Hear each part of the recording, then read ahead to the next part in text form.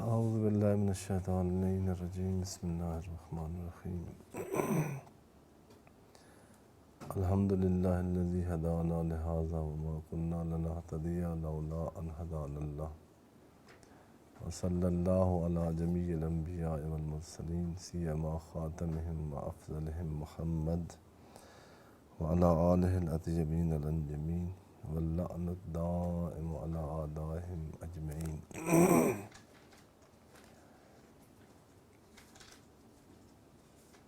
بعض مقدمات تفسیر قرآن میں تھی۔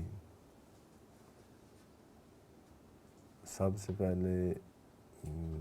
ترتیب بعض کو اگر ملحوظ رکھا جائے تو ہم نے زبان قرآن کی پہلے تھوڑی سی بات کی ہے۔ کئی اسباب ہیں کہ یعنی اس کو مقدم ہونا چاہیے تھا کہ قرآن کا پیغام کیا ہے، قرآن کا مخاطب کون ہے، قرآن کی احتیاج کتنی ہے۔ لیکن جس ہدف سے یہ مقدمات تفسیر شروع کیے تھے وہ یہ ہے کہ عن بصیرت آدمی وارد ہو مطالعہ تفسیر میں، تخصص اگر تفسیر میں کرنا ہے یا تالیف یا تصنیف تفسیر میں کرنی ہے، تدریس کرنی ہے، یعنی ماہیت تفسیر یا جو ہے چہارچوب وہ کہتے ہیں فارسی میں، حدود اربع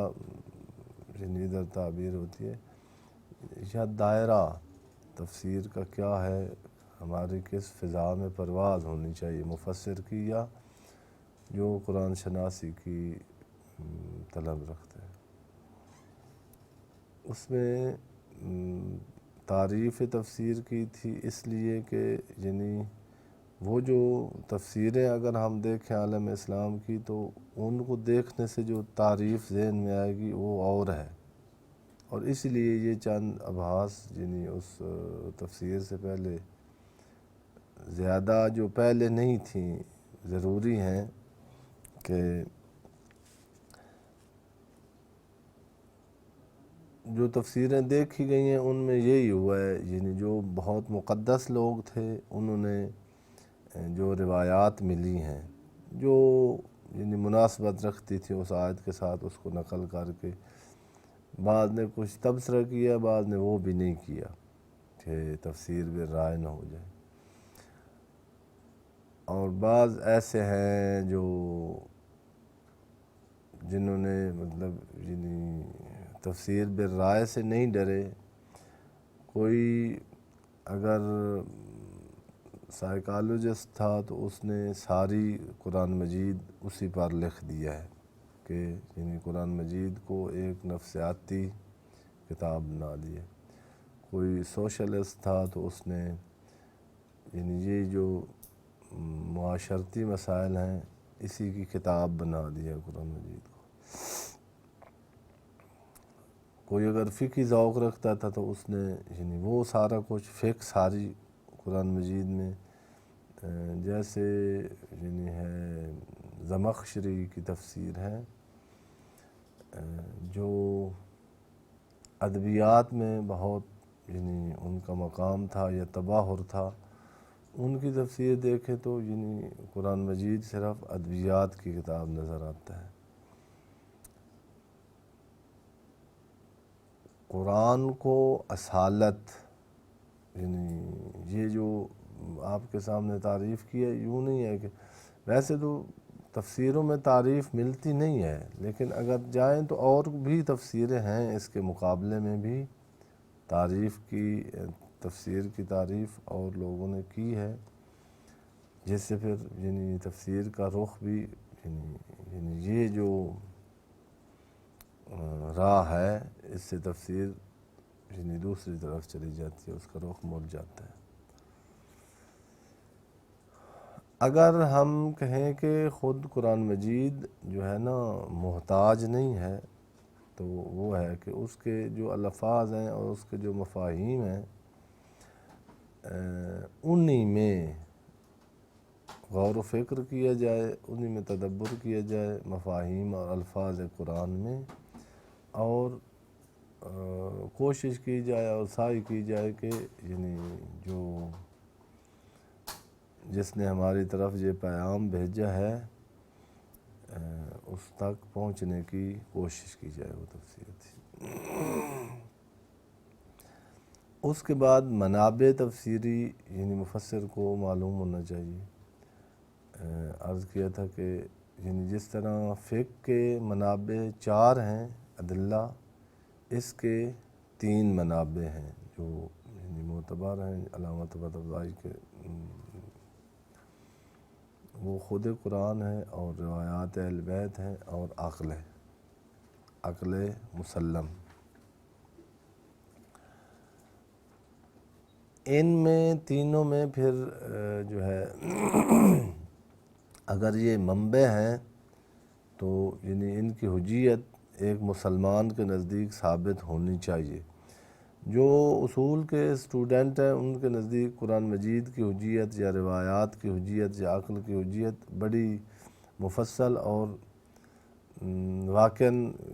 خدا ان بزرگان کے جنہوں نے یعنی اصول میں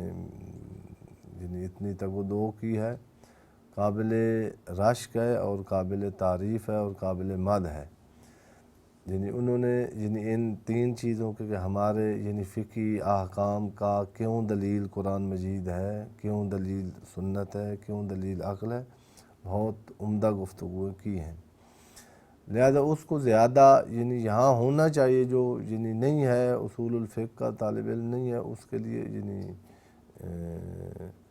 لیکن چونکہ ہیں طالب علم اصول کے ہیں تو اس کو یعنی ایسے یعنی فہرست وار عرض کر کے تو اس کو یعنی آگے چلنے کی کوشش کریں گے۔ پہلا منبع جو کل عرض کیا تھا قرآن مجید، اس کے بارے میں یعنی 3 چیزیں ان کو واضح ہونا چاہیے کہ پہلے تو ایک بات ہے کہ خود قرآن مجید منبع ہے یا نہیں تفسیر کا، ہم یہ بات کر رہے ہیں۔ حجیت قرآن مجید کی جو بات ہے وہ اور ہے، اور منبع تفسیری یعنی اس میں ایک جو روشیں ہیں نا تفسیر کی، یعنی ایک روش تفسیری یہ ہے کہ قرآن کی تفسیر خود قرآن سے کرنی ہے۔ اس حوالے سے جو ہے اس روش کو مدلل بنانے کے لیے 3 چیزوں کی ضرورت تھی کہ یعنی پہلے تو آیا یہ حجیت رکھتا ہے، ایک آیت کی تفسیر کرنے کے لیے ایک آیا اتھارٹی رکھتی ہے خود علماء اسلام اور عالم اسلام اور مسلمات اسلام میں، یعنی اگر اتھارٹی ہے اس کی تو پھر وہ ایسے ہے جیسے کل عرض کیا تھا کہ یعنی حجیت شان نہیں رکھتی ہے کہ کسی چیز یعنی خود یوں نہیں ہے، فاسق کی خبر کی طرح نہیں ہے کہ اصلاً یعنی فاسق تو آ نہیں سکتا محکمے میں، آ سکتا ہے یہ بالکل ٹھیک ہے، بالکل اس میں قابلیت ہے، لیکن مستقل نہیں ہے، شان نہیں ہے، فعل ہی نہیں ہے، کوئی اور چیز اس کے ساتھ ملے تو پھر یہ یعنی بن جائے گی حجت۔ اور تیسرا یہ ہے کہ منحصر ہے یا نہیں۔ اجمالی جواب یہ ہے کہ حجت ہے قرآن مجید۔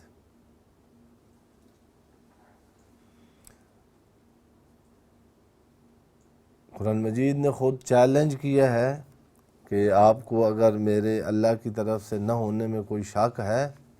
تو اس طرح حدیث کا چیلنج موجود نہیں ہے، اور اس منہج اور اس درجے حجیت پر کوئی روایت بھی نہیں ہے۔ ان کے بعد میں بات کی اور جنہوں نے اصول میں یعنی اس نے منوایا ہے جو نہیں مانتا اس سے کہ میں حجت ہوں۔ البتہ یعنی یہ پھر ذہن میں رکھنا چاہیے کہ یعنی جو جب اس کی حجیت کے قائل ہیں تو 2 طرح کی، ایک تو اگر تشابہ کے قائل ہوں تو متشابہات جو ہیں وہ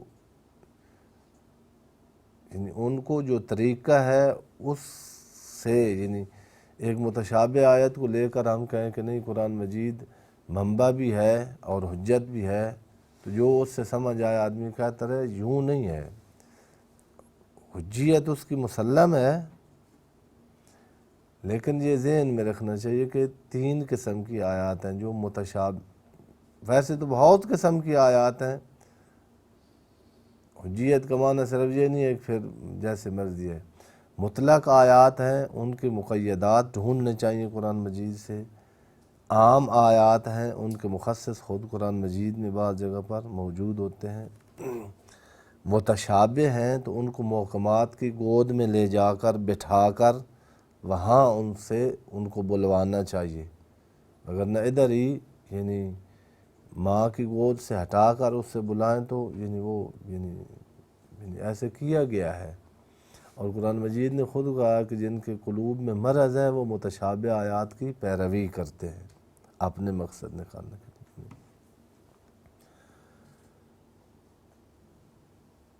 جو زیادہ تر جس پر قرآن مجید مشتمل ہے وہ 2 قسم ہے۔ ایک ہے جس کو نص کہتے ہیں، نصوص، وہ آیات ہیں جن کا کوئی دوسرا سوال ہی نہیں ہے، یعنی کسی کو کوئی احتمال ہی نہیں ہے دوسرا، یعنی بالکل واضح شفاف، جس کو عربی آتی ہے کوئی دوسرا احتمال آتا ہی نہیں ہے، قطعی طور پر وہ ایمان ہے جو وہ آیات بتا رہی ہیں۔ لیکن یہ کم ہیں، اور اصول میں حجیت ظواہر سے اس لیے بات ہوتی ہے کہ اکثر جو آیات ہیں وہ نص نہیں ہیں بلکہ